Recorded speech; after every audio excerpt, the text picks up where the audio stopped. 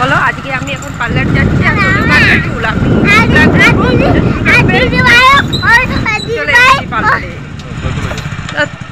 আমাকে তাই তুমি আসো, আমি ব্লু প্লাগ করে আসছি। হ্যাঁ, এটার ভেতরে একটা পার্লার আছে, ওইখানেই যাবো।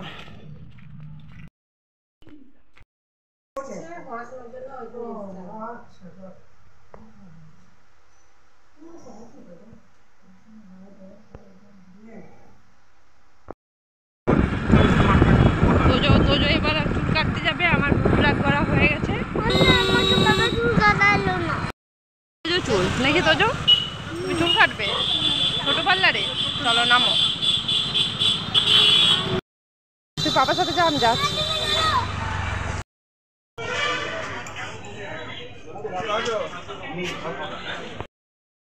আমার হয়ে গেল,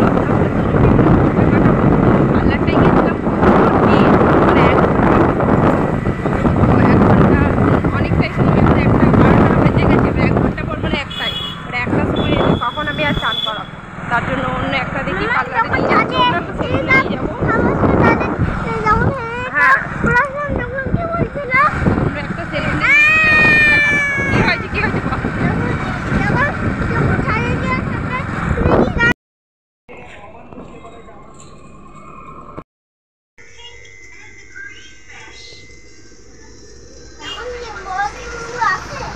হ্যাঁ, বড় চুলগুলো আছে, এখনো কাটা হয়নি, নড়বে না তুমি।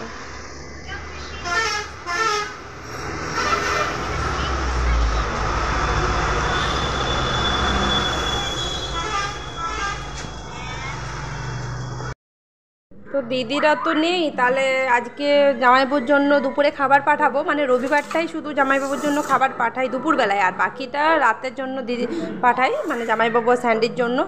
তো এখন রাজদীপ খাবারটা নিয়ে যাবে, তার জন্য সাজাচ্ছি।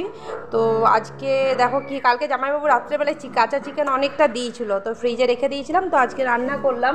তো জামাইবাবু যেহেতু চিকেনের ঝোল মানে মাংসের ঝোল খায় না, কষা খায়, তার জন্য জামাইবাবুর জন্য কষা মাংস দিয়ে দিয়েছি। আর স্যান্ডির, আমাদের তো মাংসের ঝোল হচ্ছে, তো স্যান্ডিকে সেখান থেকে ঝোলের মাংস দেবো, ঝোল দেবো আর কি।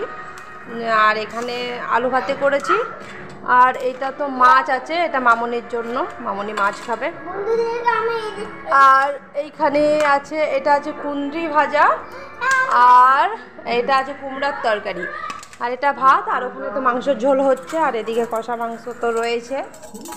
তো যে তুমি কি করছো, দাও তো, দাও দাও, আমি মেসোকে খাবারটা সাজিয়ে দিই দাদাভাইকে। বড্ড জ্বালায় আজকে। তোজো এই দেখো চুল কেটে এসেছে, তোজো দেখা তো, তোজো চুল কেটেছে। দাও খাবারটা সাজিয়ে দিও, অমনি করো না, দাও ছাড়ো, যা হাতাবে, আমি নিয়ে আসছি, দোকান তো হয় না। আজকে রাজদীপ রান্না করেছে, এই যে এখানে হচ্ছে মাংসের ঝোল, তো এই ঝোলটা হচ্ছে, এখন হয়নি অবশ্য, হোক আস্তে আস্তে হচ্ছে।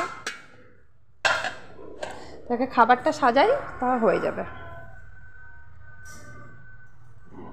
তো যে তুমি কি করছো, ওইটা নিয়ে খেলার নয়।